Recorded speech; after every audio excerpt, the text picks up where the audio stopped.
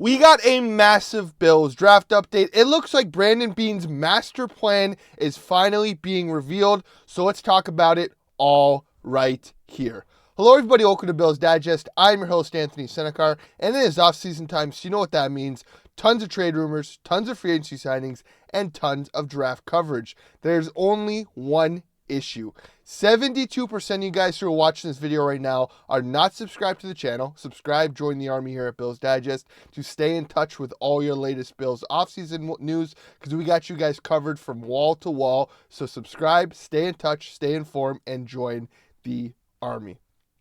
And like I said, guys, it looks like the Bills and Brandon Beane's master plan of how they're going to attack the draft has finally been revealed. There was a big report that just came out of a player revealing that the Bills have a pre-draft visit with this player, and it is a big-time prospect that could fill a void that the Bills have been needing for about the past year and a half. That being Trey Amos of Ole Miss, confirmed with Rap Sheet and Mike Garofalo that he has a pre-draft visit scheduled with the Buffalo Bills. Now, why is this so big? Well, the Bills have had a void on the cornerback 2 position for quite a while now. They had it going very well with Rasul Douglas. Rasul Douglas got on the wrong side of 30 and slowly progressed worse and worse as the season went throughout. Got caught getting beat multiple times against faster receivers. Still a subpar corner at best right now, in my opinion, at his age. When the Bills first got him, he was very good, but again, has a slow fall off. The Bills also drafted Kaiir Elam in the same draft as Christian Benford, and Kaiir was supposed to be the number 1 corner, with Benford being the number 2. Kaiir ends up getting traded to the Dallas Cowboys for his lack of progression and growth, where Christian Benford now gets that big-time contract, is a number 1 corner, and now the Bills are in the market for a corner opposite of Benford, and it looks like Trey Amos might be the player the Bills are looking for. Let's do a deep dive into Amos. Let's start with, obviously, the combine, as we're going to get a good idea of the physical athlete that he is. Obviously, the 4.43 40 time is very good. The vertical jump at 32.5 inches is also very good. Again, at 6'1" is a bigger corner, probably more of a physical corner at 13 bench presses. A higher rated prospect, 73 out of 100, was the 12th ranked cornerback prospect out of them at the combine. So again, a very good physical corner, but not just that, statistically, it also shows that he is also very good. If we look at the PFF grade on that Ole Miss team, he was a very good corner all around, and there was also very good coverage stats all around. 13th in the nation in forced incompletions at with 13, like I said. Coverage stops, still very good. Average target was about 11 yards. Missed tackles, still couldn't inform on his tackling. But again, the advanced analytics and PFF grades show that he is a good coverage corner. And going at his full 5 years, you can tell that there was progress in his coverage stats and in his defense.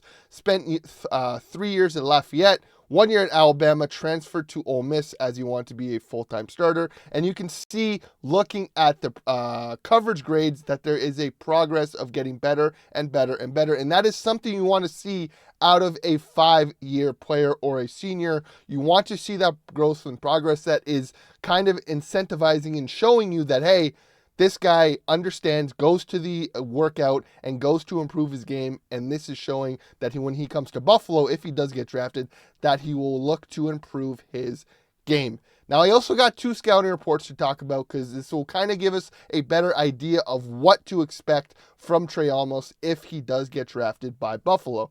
He's got some good strength, good functional strength, plays to his size and length, holding up very well against bigger receivers. So again, having a bigger, lengthier corner is going to be very good when you're going against the likes of these bigger receivers that teams are getting, like the Jamar Chases, the Justin Jeffersons, the Jalen Waddles, these like 6'1" receivers. You can get physical with these guys and press them at the line of scrimmage. Going up to the next point, great press technique, showing quick feet and lateral movement to mirror at the line, as well as good hand strike and placement to control receivers.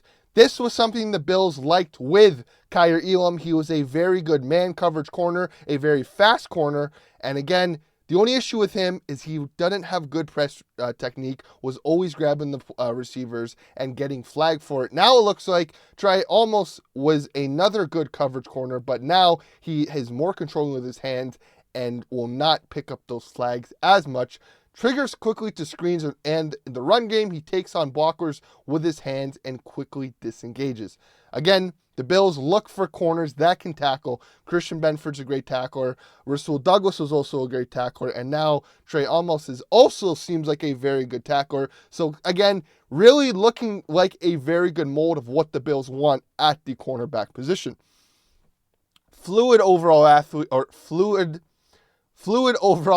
with loose hips and good overall speed to stay in receivers' hips, pocket down the field. Solid tackler, again, like I was saying before, who gets into the mix to play his position, will front up ball carriers to wrestle them down. Very good ball skills to track and react to balls, shows the ability to high point as well as timing needed to play through the catch point. Again, very, very good positives there. Obviously, there's going to be negatives as well. His physical and aggressiveness can cause him to be slower to get his head around and locate the ball. You can improve on that. That is something you can improve upon.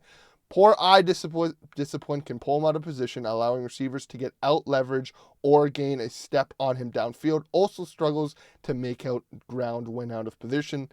Again, that is something that you can learn and develop, a skill that you develop over the years, and in a system where you're going to be learning from Christian Benford, and in a Sean McDermott and Bobby Babbage system where Sean McDermott is the cornerback whisperer, he can improve and become a very good corner in this league. And then finally, inconsistent tackling, especially with running backs and bigger ball carriers. He drops his heads and reverts to arm tackles.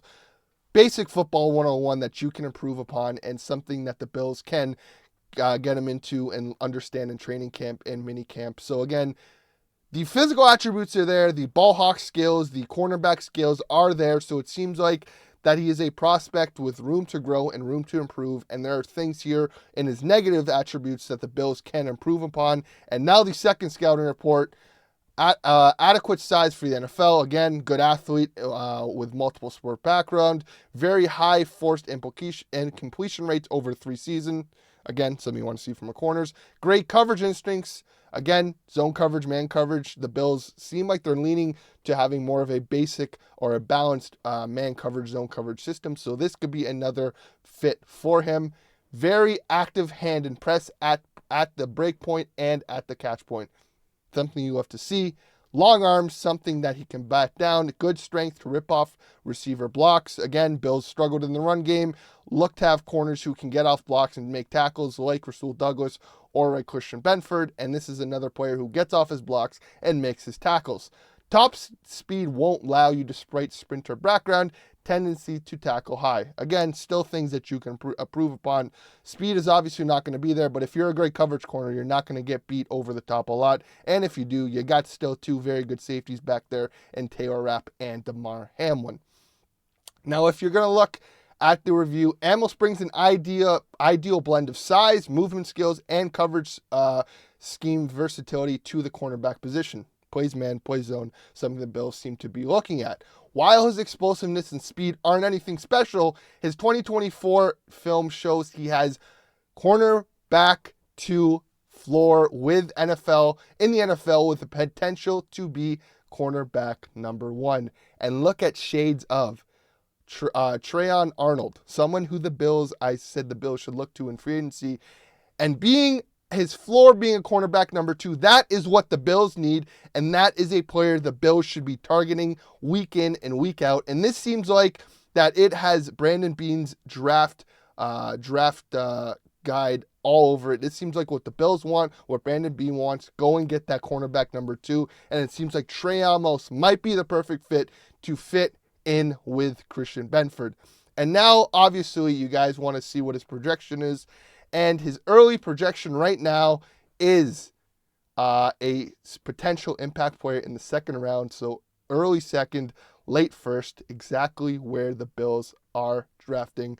Pro comparison is that of Carlton Davis. So again, Two comparisons there who are man coverage, zone coverage corners. Still very good corners in this league. Corner number 2 is exactly what the Bills need, and that is what his pro comparison is.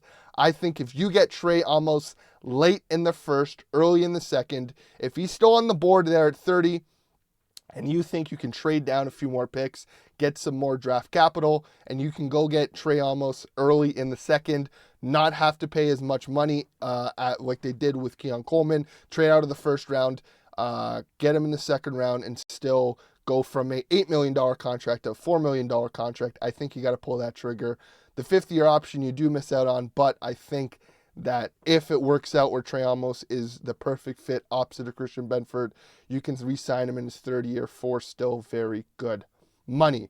But I want to know from your guys. I want to hear from you guys. Let me know your thoughts below. Do you guys think the Bills should be targeting Trey Amos? Do you think that Trey Amos is who the Bills want, or do you think the Bills should go in a different direction with their first-round pick, maybe at a receiver, maybe at an edge rusher, or should they just have a broad view and look at the best available player? Let me know your thoughts below, because I love to hear from you guys below. And like I said before, please subscribe, guys. We are on the road to 400 subscribers, and every little bit helps. It's off-season time, so stay in touch here at Bills Digest. Subscribe, and as always, guys, go Bills.